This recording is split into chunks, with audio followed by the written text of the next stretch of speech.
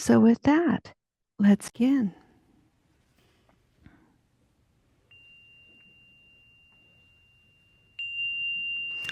Welcome everyone.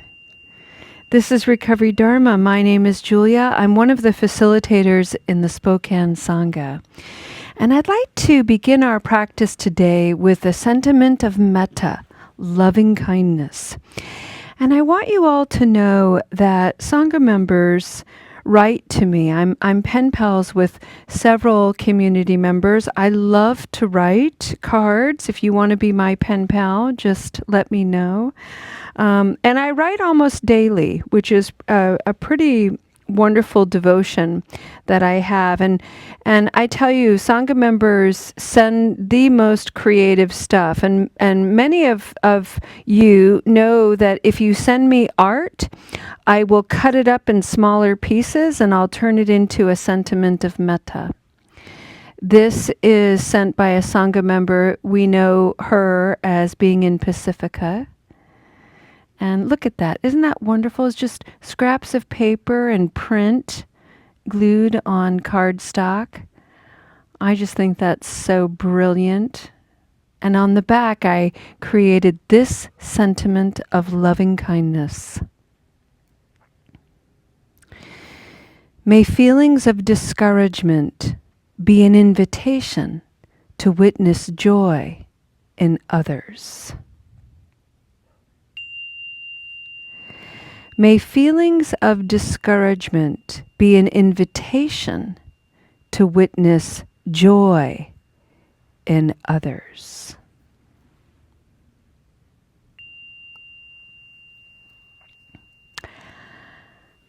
When I wrote that, I had to remember to put a little heart on the back because there was a cynic in me that was like, oh, easier said than done, Julia. When you're discouraged and disappointment, you're pretty consumed by that. It's hard to see joy in others. Why do they get to be joyful when I'm so pissed off or discouraged or struggling or whatever?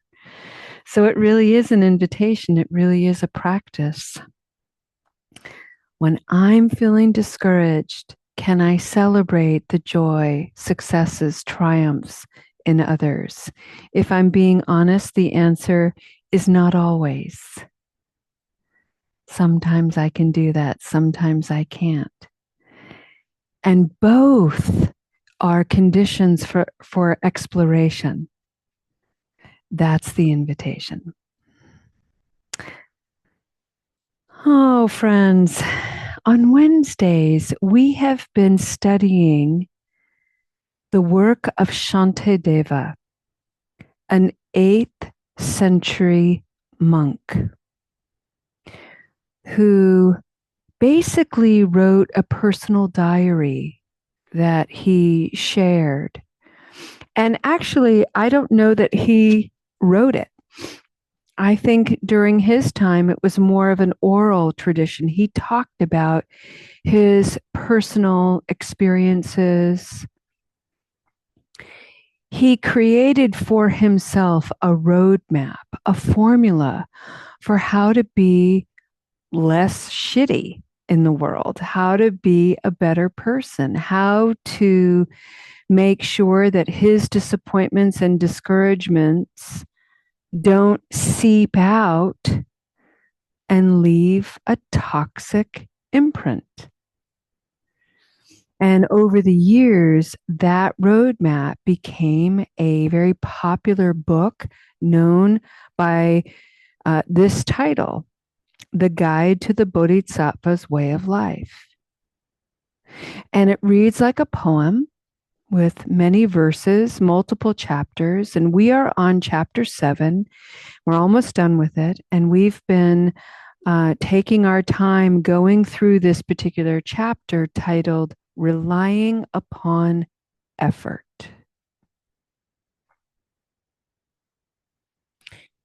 It's an effort to look at discouragement.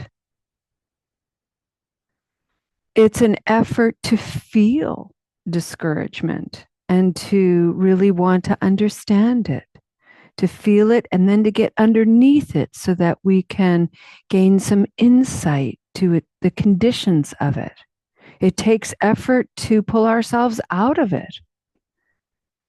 And then if we're following this sentiment of metta, it takes effort to be present enough to see joy in others and not go down the road of comparison, envy, jealousy, or when I go down the road of comparison,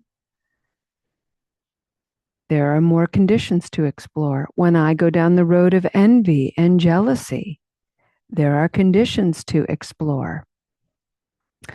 When I go down the road of the storytelling that says, Julia, you're supposed to be this spiritual practitioner. You're supposed to have some kind of insight into holiness.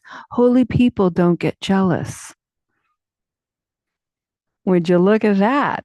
Where does that story come from? And it may be true. And the truth is, I get jealous. I get envious. I compare myself. I get insecure. I experience discouragement to this day. Despite all these years of practice, those things still arise for me. And I've stopped beating myself up about it. And what I do now is remember, oh yeah, that's right.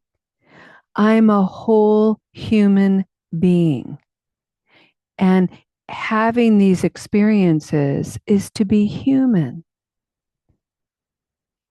What I do with these experiences, however, is a different story. If I react on these experiences, then I walk the well-worn path of unskillfulness, misconduct.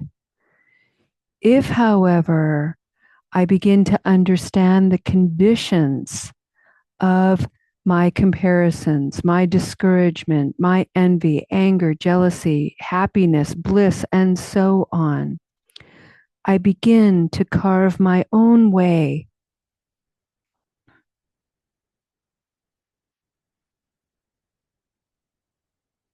Like Shantideva did, like the Buddha did.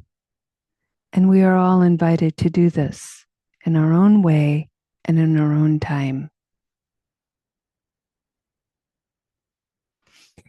Today, I'd like to read for you several verses because they read quickly. And it's all about Shantideva's words, or really the translator, Geshe Kelsang Gyatso. The key word here today is self-importance. And Shantideva is talking about when we have delusions of self-importance, when we have inflations, and why this is relevant to us as people trying to recover our whole selves is we have been talking all month really about how this practice and how all of these self-reflections can feel sort of selfish, self-absorbed, self-centered, self-important. What Shantideva is trying to remind us is, while that may be true, it's not the reflection on self that's the issue. It's the way we inflate the reflection. And we can inflate the negative. I'm the worst person in the world. I'll never get it together. I should be farther along on my journey of recovery. I can't believe I relapsed again. I'll never be able to get this recovery thing down. I'll never get my shit together. I'll never get my life together. I'm just a horrible, miserable, awful person. Inflated self-reflection. And we can get mired in that. And on the other end of the spectrum is self-reflections that sound like arrogance. I am so amazing. I am the best person. I'm the only person that can solve all the problems in the world. I have done the best job. My recovery is the most amazing thing ever because I'm the most amazing thing ever. Blah, blah, blah. Self reflection, highly inflated. And we can act motivated by that inflation. And in both instances, cause harm, confusion, misery. So Shantideva is saying, in our propensity for self-importance, let's pay attention to where we are on that spectrum, where we are volleying between one extreme to the other. And there are conditions to be understood in each. And when we understand ourselves, we understand others. And sometimes getting access to our own understanding is to be with others, to be understanding with others, to show our compassion, to remember just like me, this person has the capacity to inflate their self-importance to the negative and the positive. So let's hear what Shantideva has to say. Anyone who is governed by the view of self-importance is under the influence of delusion, not self-confidence. Such a person has succumbed to the enemy of the self-important view, whereas one with self-confidence has not. Those who are inflated by the deluded view of self-importance will be reborn in lower realms, and if they later take rebirth in human form, they will be poor and miserable like slaves eating others' food. Stupid, ugly, and feeble, they will be despised by everyone. So-called tough people who are puffed up with pride are also counted among the self-important. Who could be more pathetic than they are? By contrast, whoever develops the self-confidence to conquer the enemy of this self-important view is a self-confident one who is a true conquering hero. And whoever completely eradicates the enemy of the self-important view will be able to fulfill the temporary wishes of living beings and bestow upon them the fruit of enlightenment.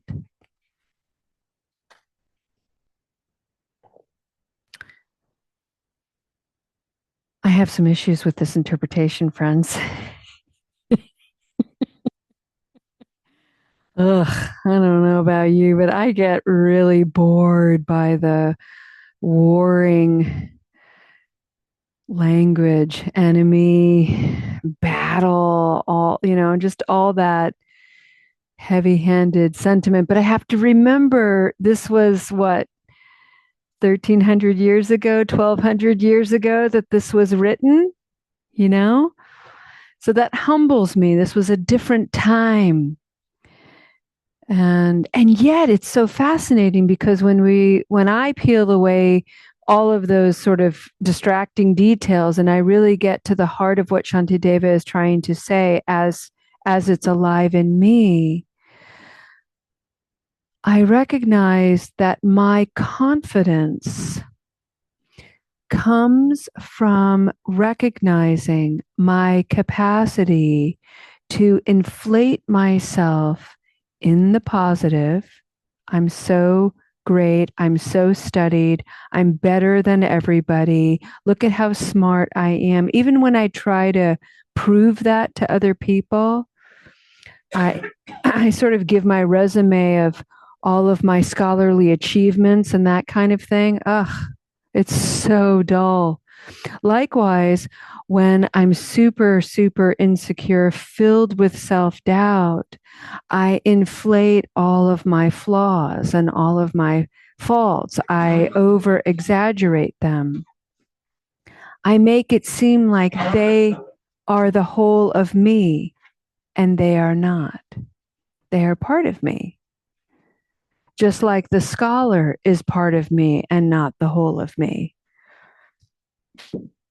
And being able to look at both of those things with an open mind and an open heart, that's what allows me to stay grounded, anchored, confident, heart-led, sada, clear, real.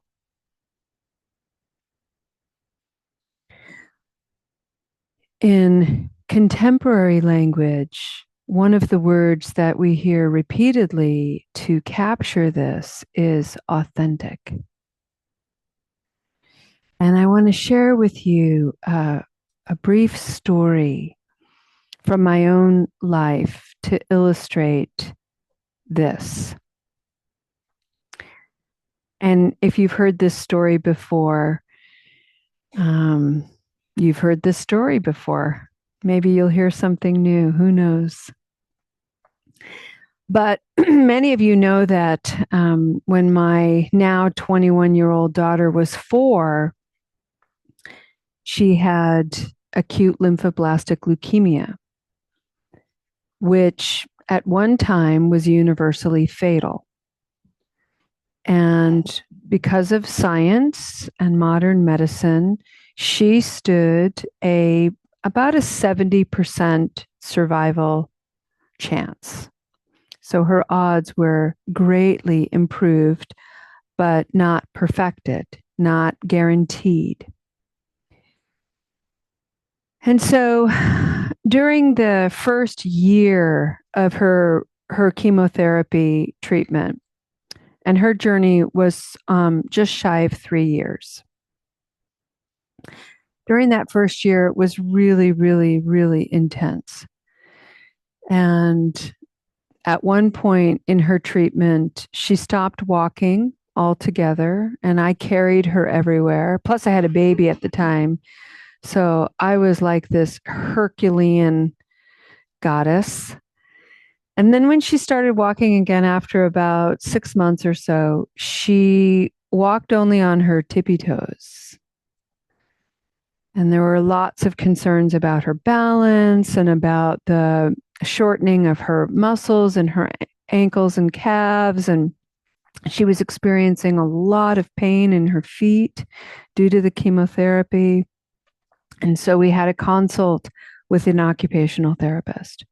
Now, mind you, at that time, Aria, my daughter, was bald. She was sick all the time. She was gray. She had chronic sores in her mouth. She was just unwell. We were at the hospital regularly, every other day, in and out of the hospital, in and out of the ER.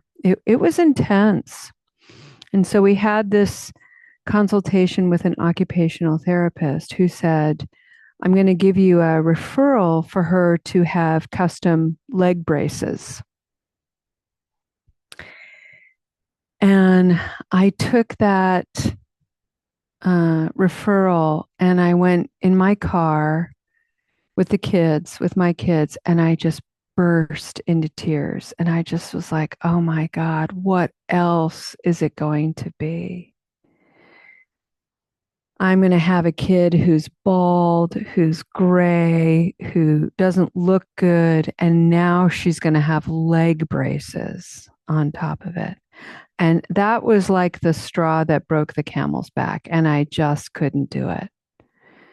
And I watched myself hold that referral for days, and I couldn't make the phone call. And finally, I called my sister, who is also an occupational therapist, and I burst into tears telling her this story. And I was like, I know I'm a terrible mom. I know good moms would do what they're told and follow the advice of the professionals and do what's best for their kid. And I feel awful. I'm a horrible mom that I'm not doing right by my daughter. And I am riddled with vanity And I'm ashamed that I'm worried about it, but there it is. And I don't know what to do with how awful this all feels. And my sister was so great because she was like, why don't we pull this back a little bit? And rather than go for braces, why don't you get her some really good gripping shoes? Like something that really grabs her ankle and it wraps around her ankle, grabs her heel, that is, to keep her feet down, that something fun that she'll want to wear all the time, that's cushioned so it won't hurt her feet. And so we went to a store and we got her, sparkly light up shoes. And suddenly she was walking better. And I felt so relieved and, hooray. I'd done something good. Mind you, in the back of my mind, underneath all of this is this current of delusion and distortion that somehow I caused my daughter's cancer. I think every parent thinks, wow, what did I do? I must have done something. That is an inflation in the negative. That's a distortion in the negative.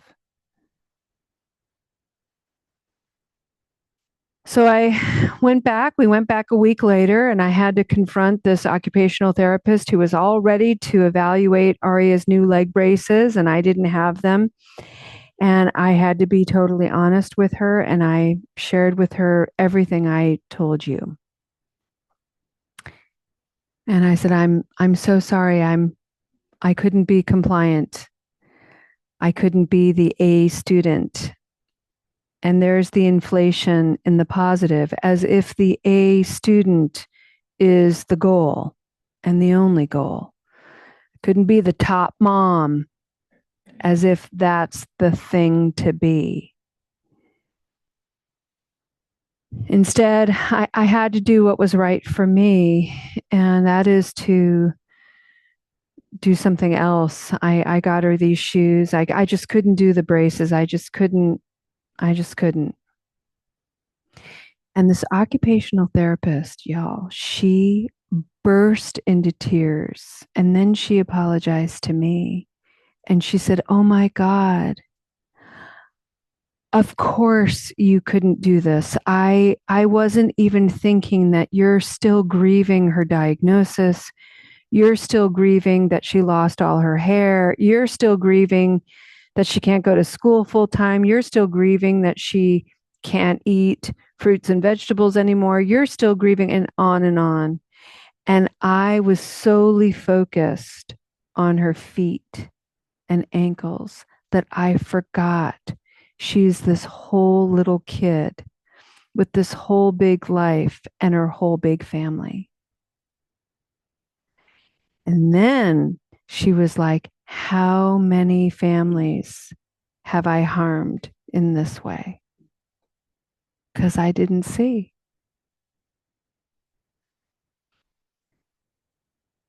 The meaning of this story, friends, is the one thing that I did that was great in this scenario. The only thing really was that I slowed it down. I slowed down the urgency of this whole critical crisis, terrible, awful thing that we were going through. And I took my time and I did this in a stage. I did what was going to work for me. And I understood the distortions on either end of it. I understood the inflation in the positive and I understood the inflation in the negative. And I just had to be honest, even though that honesty was really uncomfortable because it brought up qualities of vanity, insecurity, worry. But because I was in charge of the choice, I felt empowered. And in fact, I was empowered, not by anybody but myself. And I had to dig deep for that. And I couldn't have dug so deep if I didn't slow down. And that's what this practice is. It's all about slowing down. It's about, would you look at this? Look at this. Look at all of this. Am I seeing it all clearly? What are the things I'm not seeing clearly? Can I put it all on the table and take my time with it? Can I ask for help? Can I share it honestly with others? These are the actions of a practitioner. And that practitioner is me, and that practitioner is you. Take your time. Notice what you notice and be fearless about noticing it all. This is the whole of your life. And even when it's hard,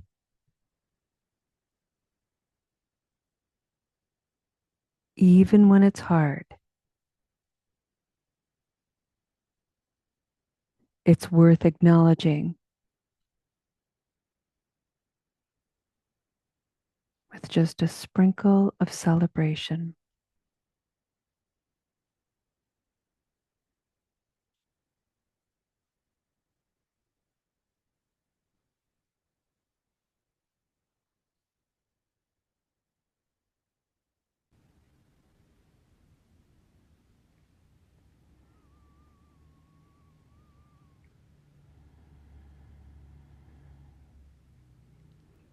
To be real with ourselves helps us to be real with others. To be real with others helps us better be real with ourselves. And all we have to do is look around to realize we need more people willing and able to be real.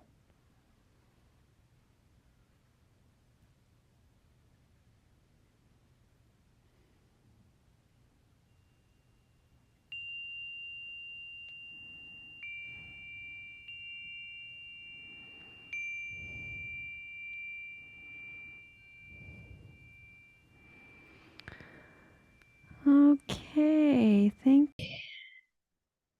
Let's end our practice today with a dedication of merit.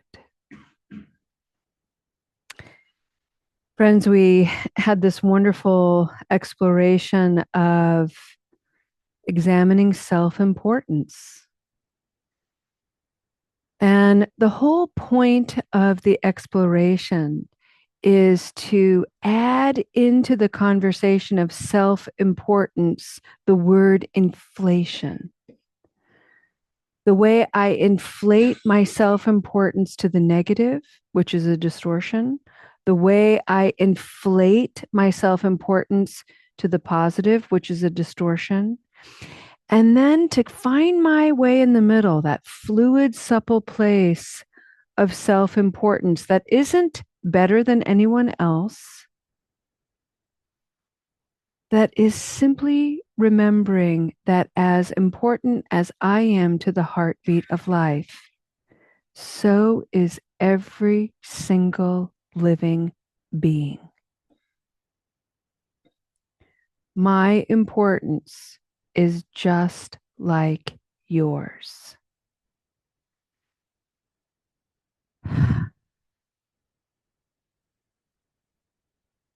And this is a really deep concept because when we look deeply at the nature of self-importance, meaning it's life. Your life is a miracle. Yourself is a wonder. So of course it's important, but it's no more so than anyone else. So when we look deeply, we can capture all the ways that we other and blame and lose focus. We're taking into heart and mind the great prayer of Shantideva. For as long as space exists, for as long as living beings exist, may I too remain to help dispel the misery of the world. So may this practice come into your minds and your hearts. May it soften anything that's hard. And may you radiate that softness. And may that softness find someone else, touch them in a way, and soften them too. May you remember you're a living, breathing instrument of peace. And you have your own song to sing. Have the courage to sing it. Thank you, friends. Namaste.